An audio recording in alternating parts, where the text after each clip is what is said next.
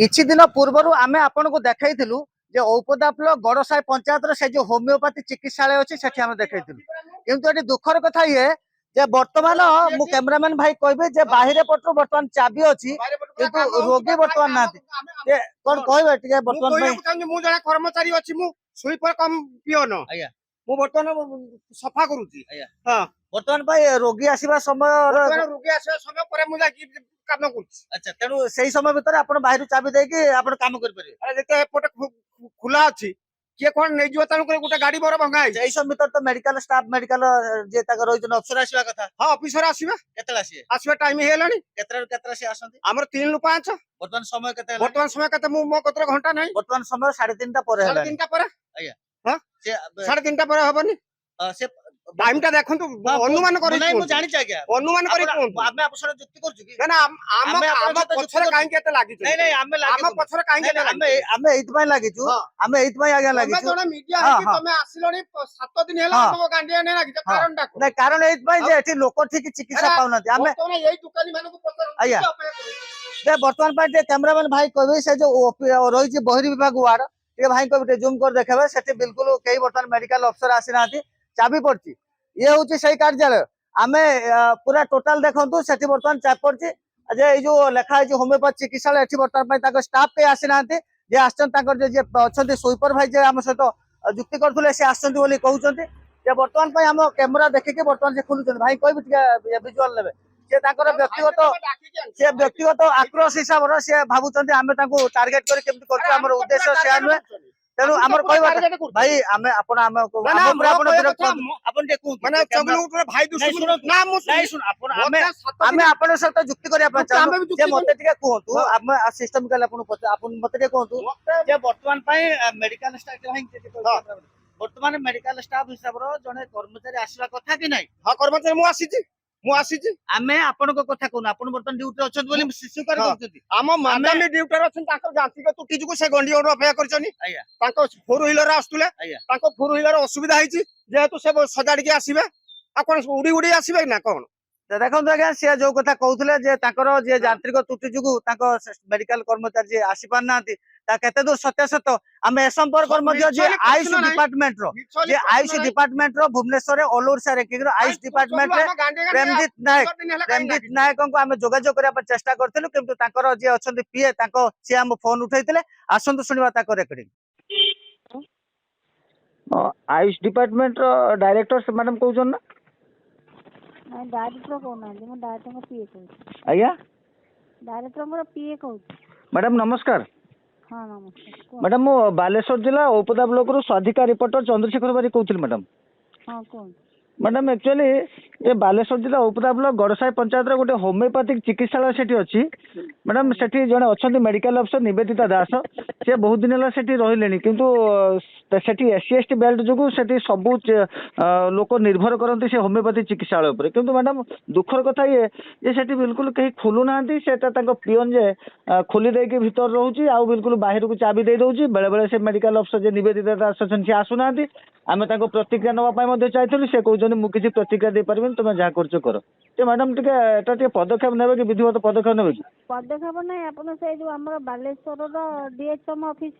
हाँ आज्ञा मुझे सहित भी जोगाजोग करी मैडम जोगाजोग करी सी मत कहले प्रतिक्रिया देले कहले मुझे कहीदेवी सी ठीक ठाक करेंगे सी गोटे मैडम गोटे हल्का टाइप कथा नौ जेहेतु आम मैडम गोटे सांबादिक हिसाब से कहूँ मैडम गुरुत्व ने लिखिक दिंतु ना एमती भर्बाली इंस्ट्रक्शन किसी एक्शन नहीं हेनी एलिगेशन उपरे आप गोटे लिखिकी दिंतु गोटे रिटन एलिगेशन आसिले आम जहाँ एक्शन नौ। ठीक है मैडम एटा भी गोटे खबर प्रसारण करूँ ये मैडम आपको तो पठे पारि खबर पेपर बाहर करते आज्ञा से जो जनशुणी रे पठौना ठीक अच्छे मैडम आईडिया देखते मैडम आप नाटा टे जापर कि समाधान आप नाटा टे जापर मैडम नहीं मो ना कौन मिल मैडम डायरेक्टर जी किए अच्छा डायरेक्टर अच्छा प्रेमजीत नायक। प्रेमजीत नायक हाँ नंबर पाइपर कि मैडम हाँ पाई हम दिंतु तो मैडम टे हाँ हाँ टिके लाइन था आज्ञा आज्ञा अपन तो रेकर्डिंग शुणिले जे प्रेमजीत पट्टनायक हुंतु बा तांको पीए हुंतु आयुष डिपार्टमेंट तांकर एक्टिंग तो सुनिले जे एठी साधारण प्रश्नवाद सृष्टि होउची जे जे रहिचंती सुपरवाइज जे रहिचंती से सत्यासत्य घटना कोन कहउचंती बा मेडिकल अफसर ठीक आछंती कि नाही आमे मध्ये ए सबरे प्रतिक्रिया मध्ये रखिलु जे तांकर आउ जने मध्ये स्टाफ अछंती आउ जने मध्ये सॉरी आउ जने मध्ये तां कर्मचारी जने ये अछंती जने अछंती चिकित्सा हबा पई आस्थिले कोन कहबे आपण गां लोक जे एठी आछंती एठी ठीक आछंती काम करिया पई आछंती ନା ମୁଁ ଆସିବା କଥା ନୁହେଁ ଗୋଟେ ଛୁଆ ଆସିଥିଲା ତାକୁ ଦେଖେଇବା କଥା ମିଛ କଥା କୁହନି କାଇଁ ତମେ ଆମେ ତୁ ଅନ୍ତର୍ଜାମୀ ତୁ ସକାଳୁ ଲେଡି ବୁଲୁଥିଲା ହଁ ସକାଳୁ ତ ନାଇଁ ନାଇଁ ମୁଁ- ଶୁଣନ୍ତୁ ଆମେ ଆପଣ ଆମ ସହିତ କଥା ହଉଁ ଯେ ପ୍ରକୃତରେ ଏଠି ଠିକ ଠାକ ଖୋଲା ହୁଏ ଏ ତ ଖୋଲା ହୁଏ କି ନ ହୁଏ ମୁଁ ସକାଳୁ ନାଇଁ ଉଠିକି ମୋ ଆପଣ କାମରେ- ଯେଥର ଦେଖିଛନ୍ତି ଖୋଲା ଠିକ ହୁଏ ଖୋଲା ଅଛି କି ବନ୍ଦ ଷ୍ଟାଫ ଅଛି କର୍ମଚାରୀ ଆସନ୍ତୁ ଖୋଲା ରଖୁଛୁ ଟାଇମ ହେଲେ ଖୋଲନ୍ତୁ ଆଚ୍ଛା ଆଉ ଆପଣଙ୍କର କର୍ମଚାରୀ ଯିଏ ଠିକ ଟାଇମରେ ଆସନ୍ତି ଯେ ତାଙ୍କର ମେଡିକାଲ କର୍ମଚାରୀ ଯିଏ ଅଛନ୍ତି ମୁଁ ଇଏ ସେଟା- ତ ରହିଲେଣି ଇଏ ତ ସବୁ ଅଧିକାଂଶ ସମୟ ଏଠି ଖୋଲା। ଆପଣଙ୍କ ନାଁଟା ହେମନ୍ତ ମହାନ୍ତି ଘର ତରଖୁଳି।